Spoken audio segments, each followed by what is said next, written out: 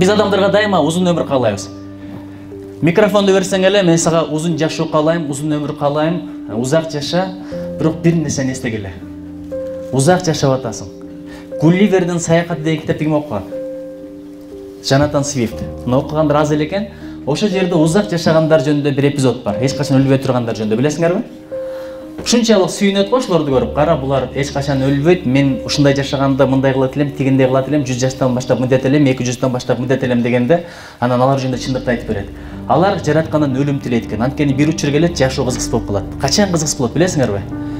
Сени менен теңдер кеткенде, тең туштар кеткенде, жакындар кеткенде.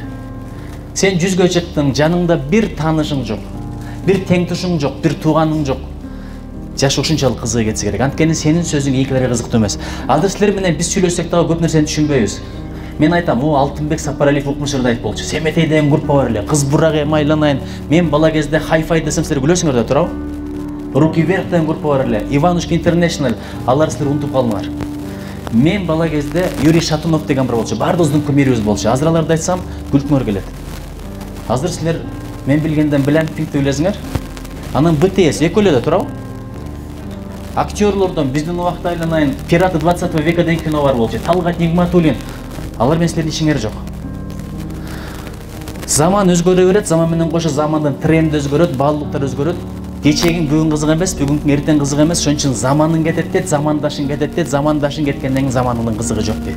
Ошон үчүн замандаштарды сыйлагыла. Замандаштарды сыйлагыла. Бир учур келет, азыр ушунча көпсүңөр. Ары бириңер 100гө чыккыла, 100гө чыкканда замандашыңды издей баштайсың. Заман ушундай, адам унутчак, инсан деген сөз унутчак деген сөздөн келип чыккан.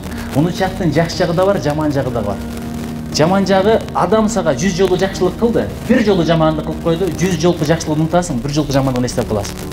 99 жол сурадың, бардығын кылып берди, 100-нчы жол айтты, кыла албайм, колумдан келбейт. Адам ошондой 99-ду унутат, бирди эстеп калат. Адам ошондой шүгүрсүз, начкур деп кой. Апалар дуга бергиле, аталар дуга бергиле, алар билет, алар көрөт, ошон үчүн айтат.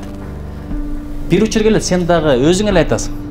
Кап баягында туура эле кылган экен атам, ошону кылсам болмок экен. Жаш өткөн сайын акылыңа киресиң, өткөндөгү кемчиликтериңди сезе баштайсың. Жаш ушундай нерсе. Анын акылы жоктор топтолуп алып туруп билгендерин кылат, бири-бирине жүрөгүн ачкан, сага жүрөгүңдү жаап койгон. Кийин ошол бойдон жүрөгүн ача албайсың, үйлөнөрдө дагы достон барып сурайсың, неме? Үйлөнөйүн деп атабы, иштеге деп айт го. Сага айткакпайт, досуна айтат. Анткени ошондо жүрөгүн ачкан досуна, сага жүрөгүн жаап койгон, ошол бойдон күлү саласыңбы, код коесуңбу, бул экинчи жүрөгүн ачпайт сага. Бала менен дос болсоң байкасаң, бир эле күндө сага бүт сырларын айтып койт. Өткөндө үйүмө коноп келди. Эс алуу күнү чындап аябай чарчаганмын. Парламенттин жумушу өтө оор болот экен, чын айтайын. Айтор чарчап, аябай эс алгым келген, бирок конок келди, конок деген ыйык. Ошончалык кыйналып отурам. Анткени көзүм илинип кетип атат, Анан коноктор үйдөгүлөр менен сүйлөшүп калганда бир 5 мүнөт мындай жатып чыгайынчы деп спальняга кирсем кызым ойноп атыптыр. Анан кызыма бир сөздү айттым дагы мындай чалкалап жатып турдум. Кызым чыгып кетти, чыгып кетип атканча кыйкырып атат. Атам жатып алды, уктап атат. Меймандар кыйкырып атат. Аркасынан кандай чыкканымды билбейм. Бала ошондой болот. Бүт айткысы келет. Апасына кирип алып өткөндө түкүнчө эжем келгенде мынтип койду эле, ошону айтып берсең деп атат дейт. Сөздөр түгөнүп калды, оюнчуктарын чыгарып бүттү, сөздөрүн айтып бүттү. Бала менен дос болбой атабыз. Чын, мектептен келгенде кимиңер балаңардан сурайсыңар, бүгүн эмнени үйрөндүң, балам досуңдун аты ким? Ошондойлор барбы? Кол көтөргүлөчү. Өтө кем. Анан мугалим менен урушканда барабыз мектепке, башка учурда барбайбыз. Бала чындыкты айтабы, жалганды айтабы? Атасына келип алып, ким чындыкты айтат? Апа, мен шоктондум эле, түкүнчө жер сындырып койдум эле, эжеке келип башка бир койду деп ким айтат? Эч ким айтпайт. Жөн эле отурсам келип туруп башыма бир койду дейт. Өмүрүндө ишенбеген ата ошо күнү баласына ишенет, апа ишенет, анан барып алып эжеке менен агай менен урушат. Кетип ат да жөн сүйлөйт. Менин балам тургудай ким экен, кечээ эргете албай жүрдү эле го. Өткөн тарыхынан бир айтып коесуң.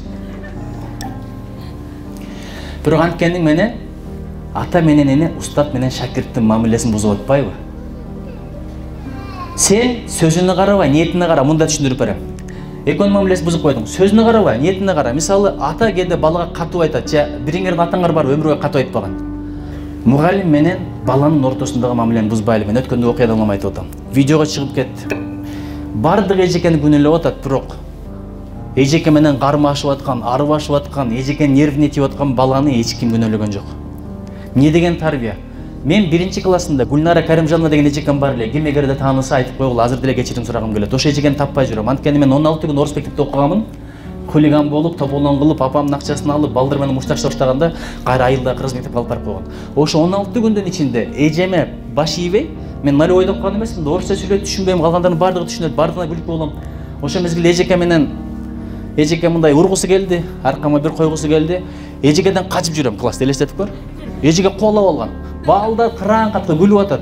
Качып жүрүп уялып атам. Эми кайсыл бетим менен карайм, эртеге сабакка киргенде депчи. Качып, мындай кармашпак, мындай турсун, кайжайтмак, мындай турсун. Ушу туруп беришим керек эле, уруп алыш керек эле. Мен муну ыңгайсыздап алды калтырдым. Өзүм күлүп жүрөм, бирок оюмда ошол операциялар кетип атат биякчы. А тиги кармашып атат, кармашканча мылжыңдап эжеке менен тең ата болуп атат, анан дагы кантип эжекени айыптайсың? Ошон үчүн сен ниетине маани бер, сөзүнө, аракетине эмес. Атаң менен апаң катуу айтат, кээде ачып айтат. Сен сөзүнө маани бербей, ниетине маани бер. Ниет эмне? Жакшы болсо экен. Балам ушул кемчилигин таштаса экен, жакшы-жактары көбөйсө экен, ошол нерсе бар. Эжекеңин дагы ниети жакшы. Ушуга кичине мындай тарбия берип коеюн, эртең оңолуп калар, ушул кемчилик экенин түшүнөр деген ниет менен. Ниети жакшы, ошон үчүн ниетине маани бер. А сен сөзүнө маани бердиң, амал аракетине маани бердиң, эжекенде шагын сындырдың, бечара жалгыз бой экен. Балдарын багып аткан. Сен ошончолук эжекелерди агайларды сындайт экенсиң. Балаң үйгө келгенде бир теманы түшүндүрүп көрчү. 10 мүнөт түшүндүрө аласыңбы мындай? Балаң менен китеп окуй аласыңбы? Эми караңыз. Ата, апа балага барып болушуп келди. Болду. Андан ары мугалим балага жакшылык каалабай калат. Эмне болсо ошо болсун, аксынын башы жошо болсун. Көңүл бөлбөйт, игнорирование деп коет. Эң чоң трагедия ошол.